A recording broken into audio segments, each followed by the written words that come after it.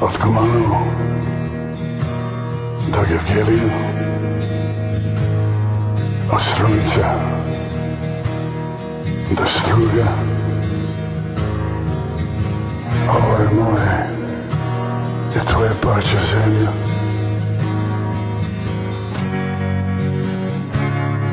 Makedonija. Dedo i baba, tatko i majka, brat i sestra, sin i kjerka, koji su maki, solzi i krv, jer su stradova. Bog da gi bije, predavnicite, makedonskite izudi, koji su vlast i parije predradova. Ova naša Makedonija ga podelija narodu i ga smije zlameto, imeto i ustavu, koji spriča jezikom, identitetom i istorijetom, kako đavoli su sveći njegovog dušeta. Belden Makedonije, koji su odmešani u ova zloba, objedinite se Makedonci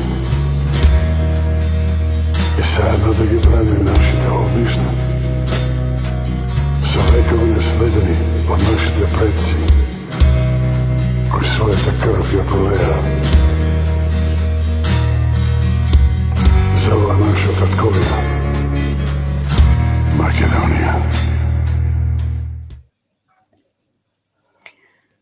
Točno je 19 časot i 8 minuti. Ja slušate i gledate emisijava na Makedonski koreni со вашите домакини Јон и Бети Треновски. Ви благодариме што се одлучивте и денес да бидете заедно со нас. Се надеваме дека ќе останете и во наредниве минути се до крајот до најавувањето на крајот на денешнава емисија на Македонски корени. Токму така, почитувани, вие сте на вистинското место на 88.1 FM на Радио Туардиџај, како и на социјалната мрежа Facebook преку профилите на Македонски корени и Јон Треновски. Мило ни е што се одлучивте и денес да бидете заедно со нас и од толку далеку, сепак да бидеме толку многу блиску на заедничкиот мост наречен Македонски корени. Како што ви најавивме на почетокот на емисијава, денес заедно со нас ќе биде и ценетата наша гостинка и ваша гостинка, господја доктор Иванка Василевска, универзитетска професорка и пратеник во Законодавниот дом на Македонија, односно во Собранието на Република Македонија. Од редовите на ВМРО, ДПМН и коалицијата. Еве, господја Василевска веќе е со нас. Се надеваме дека се е во ред со звучниот сигнал. Господја Василевска, да ви посакаме добро утро и добро ни дојдовте на уште една заедничка средба на Македонски корени. Добро утро, господја Бети, драг Јон, добро утро македонци, добро утро браќа и сестри од Македонија која што ја распарчуваат. Ова не е приказна од крајот на 19 век, туку 21 век, веќе 2 децении и веќе сме на прагот за малку и да си изгубиме татковината. Не дај Боже, добро ви утро и од мене, господја Василевска. Ви благодариме што и денес сте заедно со нас.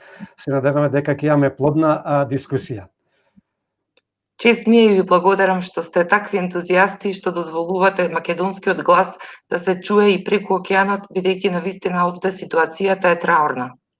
Ке започнеме со една од поактуелните теми, а тоа е поставувањето на поранешниот премиер Владо Бучковски за специјален представник во преговорите со Бугарија. Господинот Бучковски е човек со не толку чисто досие, меѓу кои и она правосилна одлука со затворска казна за тенковските делови, која беа од Бугарија, ако не се лажам. Може ли човек со бугарска опашка да решава бугарско-македонски спор? Зошто баш токму Бучковски? Што се крие за ова негово поставување на ова задача? Дали е ова награда за брањето на ставовите на Заев од онаа срамно интервју или во позадина стои нешто поголемо од тоа? Прво ќе ви го кажам моето лично мислење, бидејќи Владо Бучковски ми е колега. Работиме на исти институт на правниот факултет, го познавам многу долго. Се работи за човек кој што ја познава историјата, не е човек површен, не е човек случаен. Има свој, како што рековте, опашки политички, има свое негативно политичко милје. Како човек и како соработник, никогаш не покажувал ваков клиентелизам како што покажа и деновиве. И со тоа и не шокираше и не парализираше сите негови колеги и сите интелектуалци, целата јавност која што многу добро го познаваме. Имате право да претпоставувате и моето лично мислење во тој поглед дека концесиите кои што ги носи на товар го прават ранлив и употреблив. Како генеза на сето ова што можам да го сублимирам, малкумина сме од академската фела, кои се одваживме и со години говориме со еден едноставен, но многу јасен и прецизен јазик за сето ова што ни се случува во моментов. И од таа причина, знаете, кога сте малку, останатите се недефинирани, не велам дека се согласуваат со истово, но тогаш многу полесно може чизмата да нагази и да таргетира кои ќе бидат тие од спротива. Во случајов, ние неколкумина од спротива сме наспроти еден поранешен мошне криминоген премиер, за жал и прв председател на ВМРО ДПМН Георгиевски, а секако тука е колегата професорот Владо Бучковски. Има една друга особеност оваа одлука да се назначи специјален преговарач, представник на македонската страна во овој спор. Во суштина, по сето тоа и по сите параметри, јас не припаѓам на онаа група политичари македонски, која мислам дека треба надворешниот фактор да ни ги креира внатрешните работи. И затоа не сум во првите редови. Затоа сум секогаш тука, но никогаш како што треба. И тоа не ми пречи, искрено, туку го констатирам како факт, бидејќи поочигледно е дека оние кои имаат посервилен однос и се потранспарентни со оние кои што ни ја кројат оваа капа, тоест, оние кои што го создадува овој инженеринг и оваа специјална војна, која што на крајот од денот има само една единствена цел, а тоа е бришење на македонскиот народ, бришење на македонскиот јазик, исправање на историска грешка, како би можеле да направат повторно како пред 100 години од Македонија територија на која ќе населат мигранти, која што ќе ја поделат помеѓу трите соседни балкански држави, може би, не дај Боже, уште некоја ќе покаже аспирации, не знам сега, не ми е во фокус, и која што ќе избрише целата она историја која речиси 100 години ние сите бевме уверени дека сме ја запечатиле, дека сме ја зацементирале и дека одиме еднакви меѓу еднаквите кон оние процеси и на регионално и на глобално ниво кои не прават дел од овој свет, од оваа цивилизација. За жал, не се учи од грешките на минатото. За жал, во Македонија многу малку останавме. Зборувам малку затоа што има многу народ, но не сите имаат и сила, и време, и фокус да се посветат и надвор од тоа што има дневна рутина, да се занимаваат и со вакви надпрашања. И од таа страна, кој ќе видите, има многу кои што можат многу да придонесат и многу да кажат на оваа тема, но истите се или крајно резигнирани и разочарани од се ова што ни се случува, или се заминати кај вас во Австралија, во Канада, во Америка или некаде низ европските земји. И тоа е уште еден показател дека оваа систематска војна се водеше етапно и дека сега ги гледаме последните, како би рекла, импулси на она што се нарекува борба за македонизам и одбрана на македонското национално достоинство. Ќе говориме за тоа. Да. Го кажав, Владо Бучковски е како фасилијатор на овој процес. е смислен и поставен секако со негова согласност, бидејќи можел да одбие. Од причина што тој нема што да загуби во овој процес. По тоа ќе видите до каде отиде на работата. Истовремено, ние како опозиција, повеќе пати кажавме, дека уште во март оваа година Зоран Заев овие работи кои што сега протекуваат ги договорил без никакво натегање или никаква дискусија со Бојко Борисов. И ова не е шизофренија или лажни вести како нивните портали Мактел или Народен глас или нивната пропагандна машинерија Јоци и компанија. Ова се реални факти кажани директно од бугарскиот врв до опозицијата. И лидерот на опозицијата Мицковски тоа го кажа 2 или 3 пати до сега. За ова планираме да говориме малку покасно во интервјуто, а бидејќи имаме многу прашања што сакаме да ги покриеме, малку да побрзаме со одговорите, така да поведе. Господја Василевска, Да. за 3-4 дена, поточно на 9 и 10 декември, треба да се одржи седницата на Европскиот совет, на која треба или требаше да се расправа за тоа дали на Македонија ќе дозволат да го започне процесот за преговори со Европската Унија. Од она што го дознаваме, во заклучоците на нацрт резолуцијата од Советот на Европската Унија нема точка за Македонија и нејзиниот почеток за започнување на процесот за преговори со Европската Унија. Во последниве 2 дена нема многу информации во однос на разговорите помеѓу владата на Македонија и Бугарија. Пред известно време, Заев најави дека владата ќе донесе одлука за која одлука веќе се шпекулира дека ќе биде прифатено скоро се она што го бара Бугарија и дека таа одлука нема да оди во собранието, туку ќе се објави во службен весник и ќе биде озаконета. Можно ли е такво нешто? Можен ли е уште еден таков шок на Заев и неговата влада да ја го направат на Македонија и македонскиот народ? Со какви информации вие од вашата партија располагате? Господја Бети, прво да ја поздравам господјата Снежанка Коцевска, вели оваа го испофали Бучковски. Ве молам, Не ве разнав. Да, нека малку подобро слушаат, бидејќи на многу сум јасна и децидна тоа што го говорам. И нека малку повеќе мислат луѓето. Не велам дека не мислат, ама малку сум веќе преморена од објаснување на тривиални прашања и вадење од контекст. Се надевам дека господјата ќе го преслуша уште еднаш и ќе свати дека погрешно разбрала. Нека се преслушаат малку пред да истрчаат со коментари. Знам дека сите на прагот на трпението им е многу веќе краток, на сите ние, верувајте, но многу јасно и децидно се кажува тоа што треба да се каже, а јас не можам да си дозволам да бидам само еден пропагандистички плукач, туку сакам и коректно и јасно да ги пренесам нештата. Апропо ова што ме прашавте, лично јас мислам дека нема да има воопшто никаков датум. Сето ова беше смислено и пак ќе речам поврзано и не можеме да бегаме од континуитетот, тоест прво со шизофрената најава за тиранската платформа, па насилното насадување на Зоран Заев на тронот на државата противуставно. И тука морам да признаам дека сите фактори се одговорни за тоа криминално поведение и назначување на негово.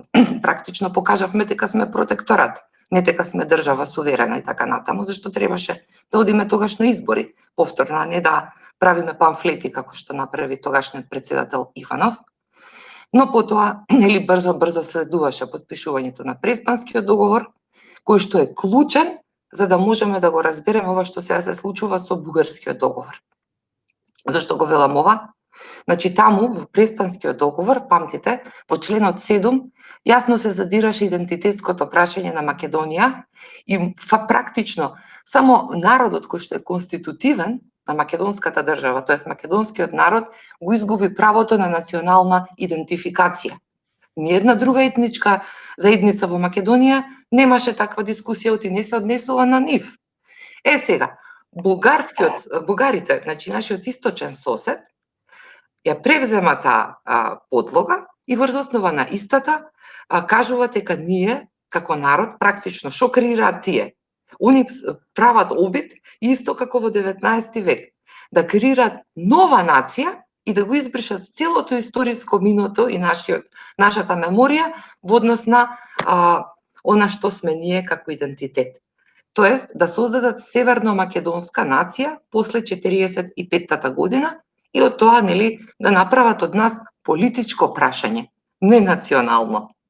И во тој однос, без оглед колку да се тромави, колку да се сервилни, колку да се изгубени во просторот и во времето, и Македонската православна црква, и УКИМ, како најстар универзитет во Република Македонија, и Македонската академија за науки и уметности, и останатите засегнати институции, како Институтот за македонски јазик и литература, како Институтот за национална историја, не можат да премолчат или тоа да го одобрат. И тука не може таков консензус да постои, но пак ќе ви кажам, и сега пак ќе биде да не ја превртуваат реченицата нашите слушатели почитувани. Зоран Заев воопшто не учествува во овој процес, луѓе. Зоран Заев добива на готово и прифаќа, потпишува.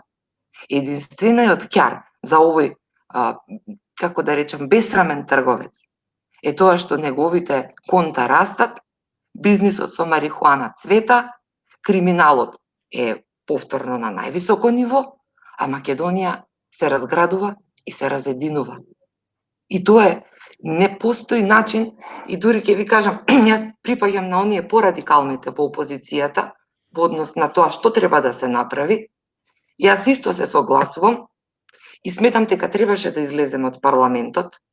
Сметам дека требаше сите пратеници да застанеме пред германската амбасада и да почнеме штрајк со глад и да донесеме цела меѓународна јавност, бидејќи ние го носиме товарот и представата за македонскиот народ и сите правдолюбиви македонски граѓани.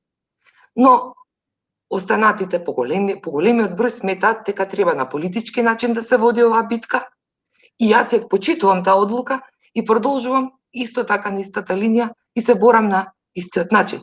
Но вистината е дека ние немаме никаква, да речам, шанса, немаме можност на било каков начин да се потрудиме да направиме нешто доколку навистина не ја предизвикаме меѓународната јавност да ја преиспита оваа одлука или оваа намера за бришење на еден мал, но правдолюбив, честолюбив, искрен, конститутивен народ, кој никому не направил ништо зло, туку на сите им овозможил да се чувствуваат еднакви со него. И тука е жално, и тука е тажно. И морам, само ако ми дозволите уште една реченица во овој дел. Тука сум благодарна на колегите од албанската опозиција, кои покажаа проактивност, покажаа почит према нас. И многу ми се допаѓа што во парламентот голем дел од нив сакаат да дебатираат, приоѓаат, доаѓаат и во канцеларија, сакаат да споделат, бидејќи им е јасно и на нив дека доколку ова продолжи, знаете како, може да релативизираат, може тие се да спроведат, но за година-две ова ќе биде бугарска окупациона зона. Што ќе прават тогаш помалите етнички заедници? Нема да го имаат истиот третман како што го имаа со македонскиот народ. И тие се свесни и стануваат се повеќе и повеќе свесни за тоа. Заедничката мешовита комисија на историчари го одржа дводневниот состанок. Премиерот Заев избрза и предвремена пресконференција откри дека е направен исчекор и дека 14 записници се усвоени. Но како и обично, Заев повторно излажа македонската јавност. Дводневните разговори доживеа фиаско, откако македонските историчари им рекоа не на бугарските историчари за целосно присвојување на Гоце Делчев и Цар Самуил, но и за бришењето на придавката македонски од документите, односно записниците кои произлегуваат од разговорите на мешовитата комисија. Какви други информации вие располагате, дали излегоа други информации во овие 2 дена, освен ова што сега го пренесовме? Видете, има многу информации. Не знам дали има и поситни работи кои што се прават во тој дел. Ако помните, пред известно време лидерот на опозицијата Мицковски кажа дека од високи кругови од Бугарија му било потврдено дека покрај оваа концесија нели за бугаризација на македонскиот народ и македонската држава, дека е направено и дил помеѓу Заев и Борисов за продажба на неколку преостанати гиганти македонски и за влегување во неколку стратешки индустријски објекти од страна на бугарската држава и бугарските бизнисмени. Со тоа ќе видите дека оваа папазјанија и со измислување на повторно специјален представник, нели покрај министер за надворешни работи, покрај вице-премиер за евроинтеграции, покрај тим на советници во кабинетот на Зоран Заев, па и самиот председател на владата, нели Заев, па и председателот на државата, да не го заборавиме, бидејќи тие го заборавија откако го тронизираа. Па рекоа дека нема искуство. Да, нема искуство, па видете, знаете како, во животот има две одлуки кои што се многу важни да се донесат. Дали ќе одите на десно или ќе одите на лево. Значи, обично доаѓа човек во живот кога доаѓа до таква одлука. Пендаровски одлучи да оди на лево. Кога ќе си ја ставите својата кариера во рацете на тие кои што нели ќе ја изберете, немојте да се надевате на поинаков третман кога ќе дојде време. И така натаму. Затоа тука е многу тоа јасно познато. Но зборот ми е следен. Сето ова е мачкање на очи.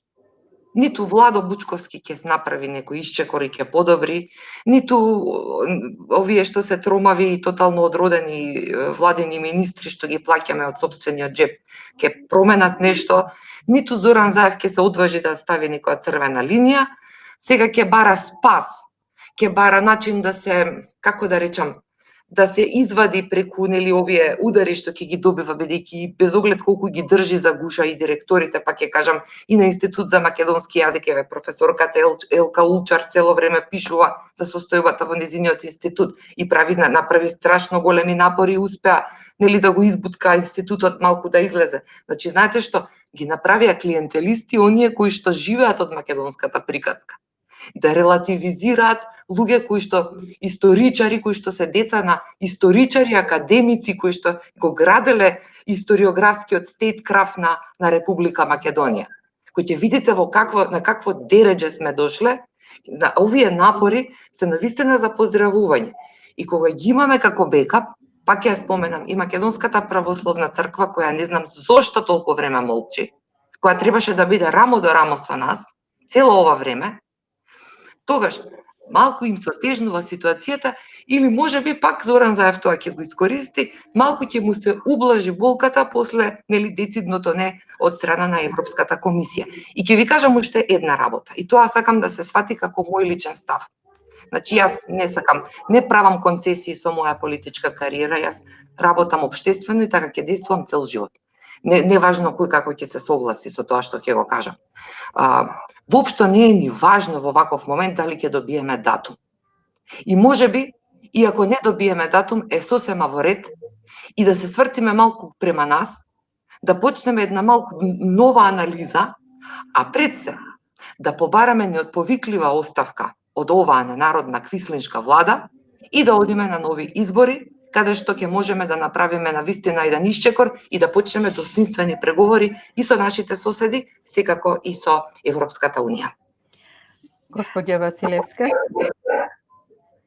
владеачкото мнозинство, односно СДСМ и ДУИ, одлучија да не ја вклучат опозицијата и продолжуваат сами да одат во преговорите со Бугарија, исто како што тоа се правеше и за договорот со нивици, односно Преспанскиот договор.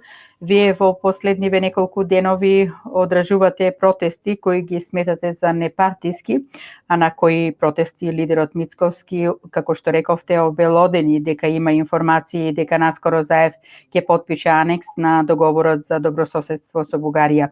Дали интервјуто на Заев беше клучниот момент да излезете на протести и дали овие протести во комбинација со срамното интервју на Заев се една од главните причини што се разбуди научната, но и интелектуалната фела од МАНУ, од Институтот за национална историја, од Институтот за македонски јазик, од УКИМ и од МПЦ, како што рековте. Ќе успеете ли со ваквиот притисок да го симнете Заев од власт? Не ние. Македонскиот народ и македонските граѓани ќе го симнат Зоран Заев.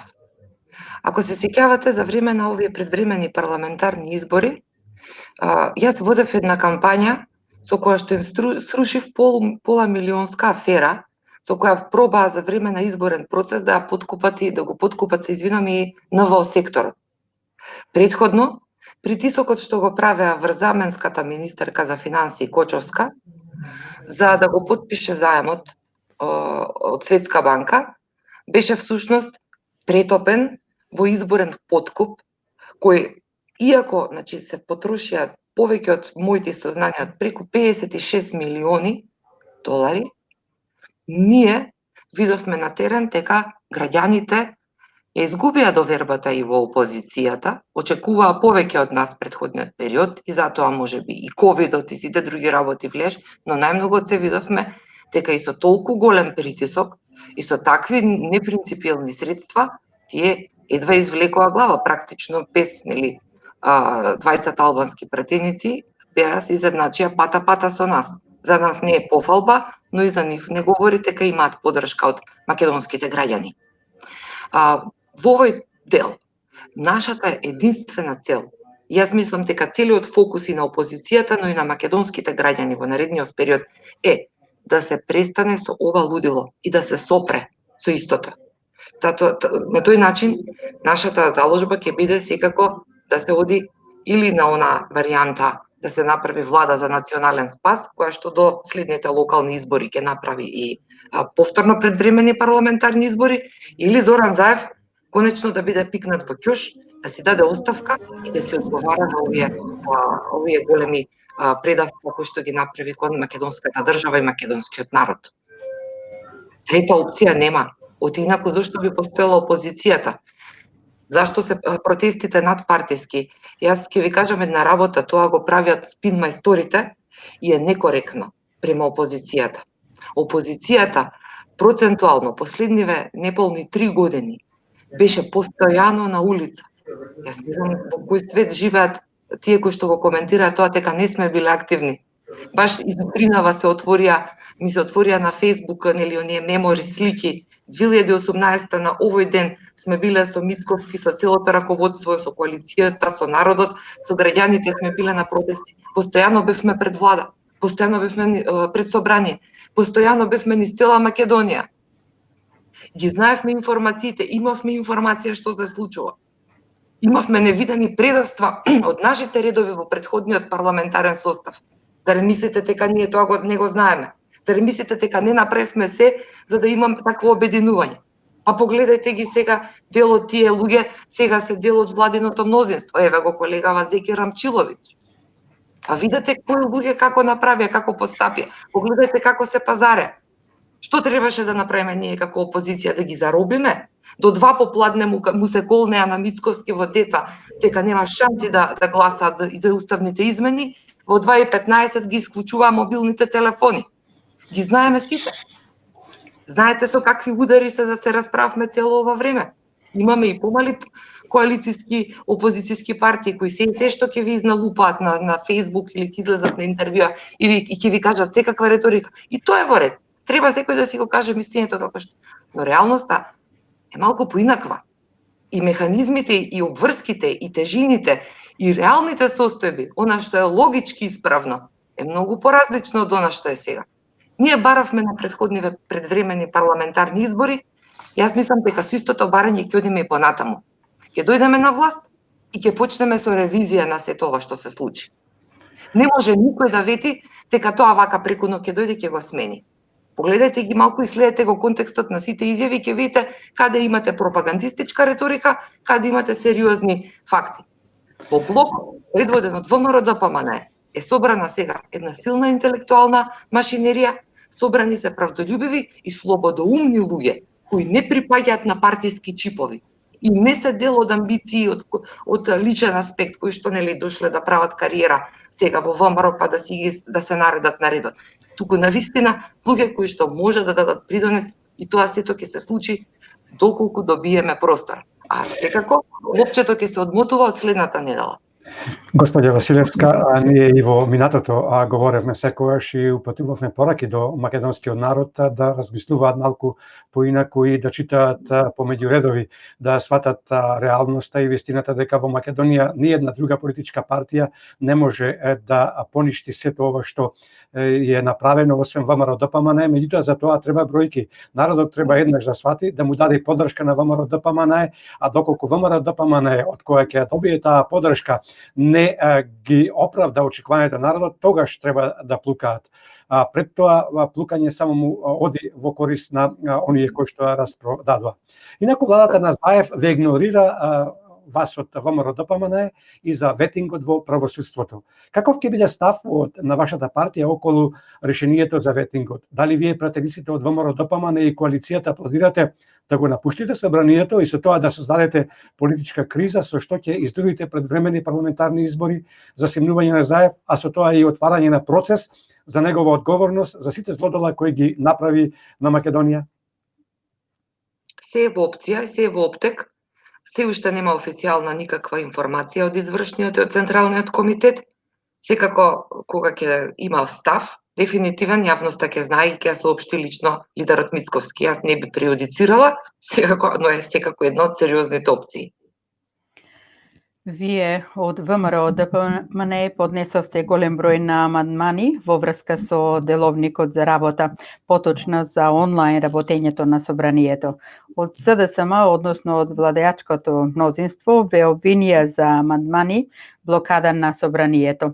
За какви амандмани станува збор и зошто толков број на амандмани се и секако зошто владеачкото мнозинство притиска толку многу за онлайн работење на собранието?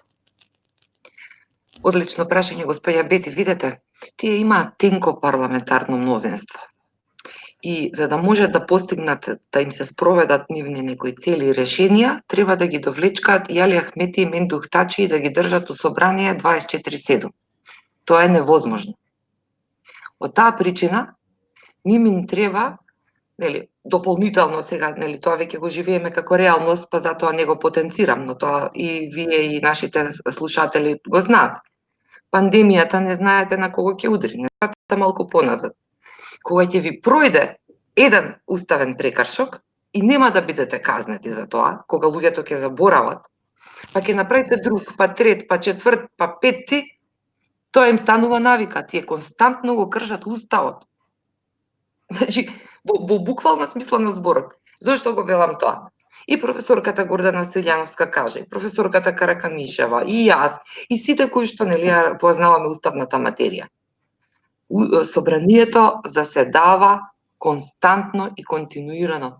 И тоа е единствениот жив организам во Република Македонија, кој не може да се префрли онлайн.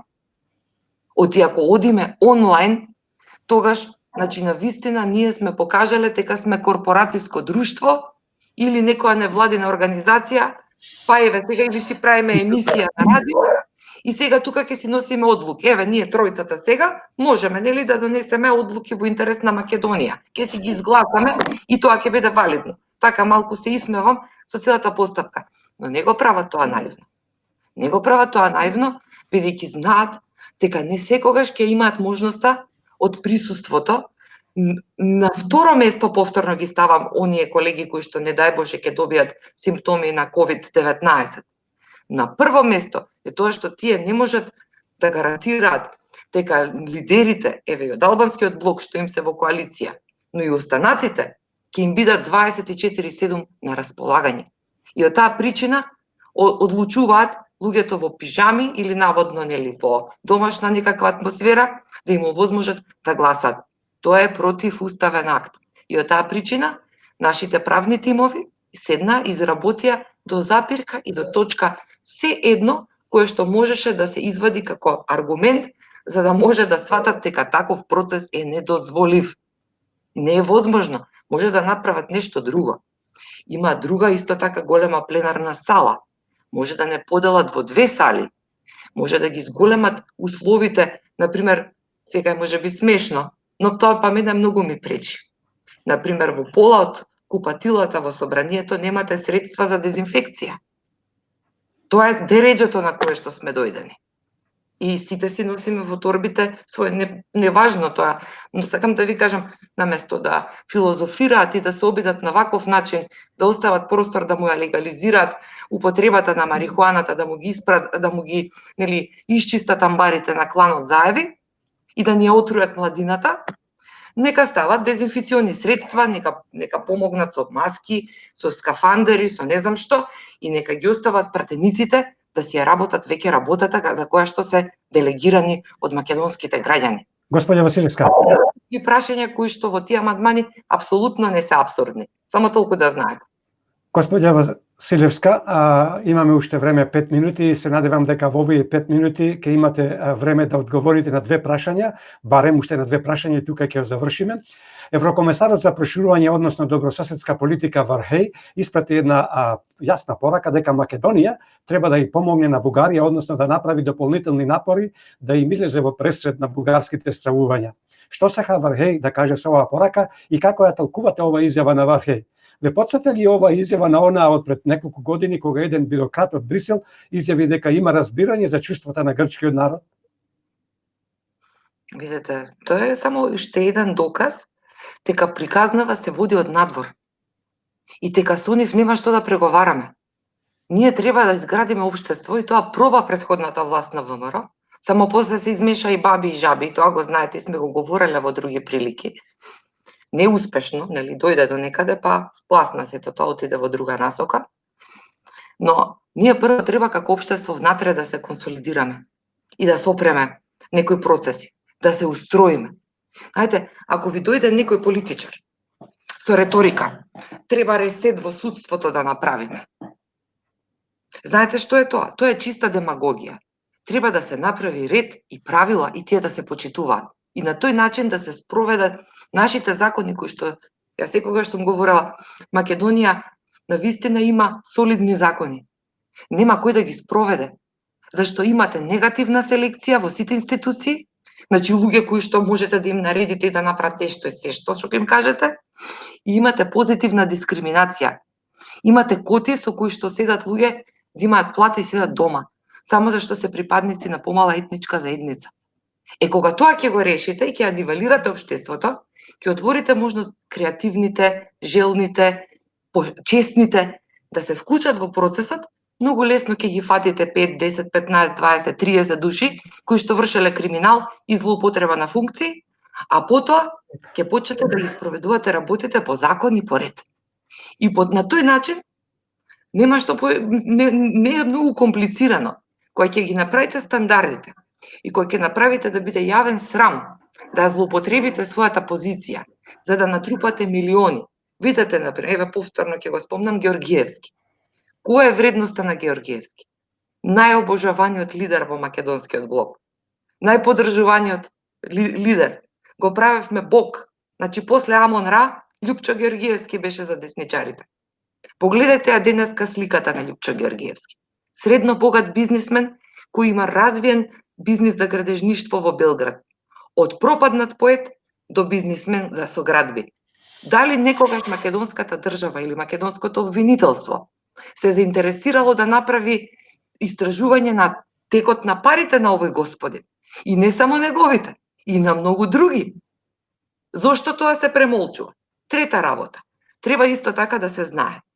Македонија, како дел од зелената милја, или Вија Игнатија патот, е стратешка одредница и ја поврзува истокот со западот. Македонија денеска, за жал, и понатаму е трансверзала низ која што поминува нелегалното оружје, дрогата, белото робје.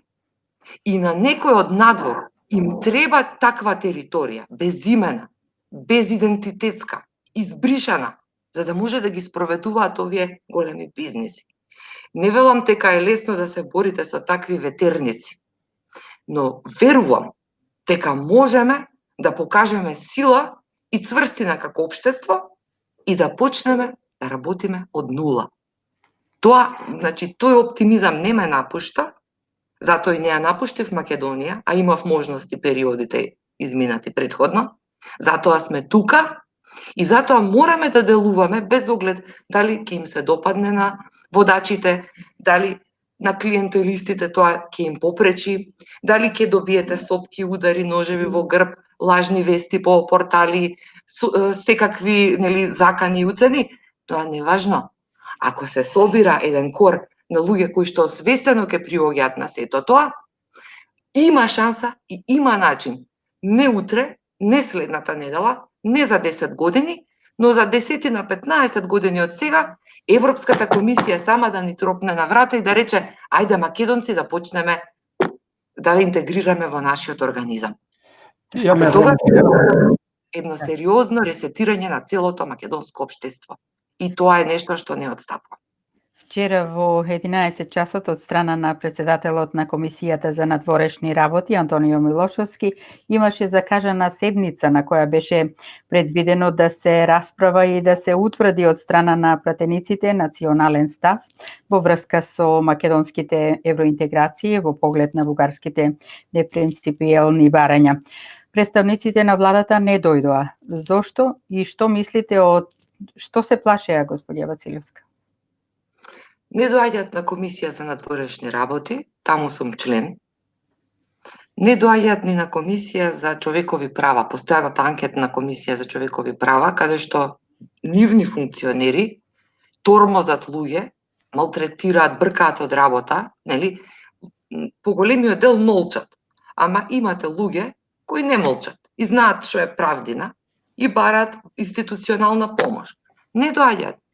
Како левичари е срамно, нели, они се бојат со социјалдемократија, е срамно и жално да видите како се однесуваат према тие категории на неправди, а да не говорам за оваа најголемата неправда.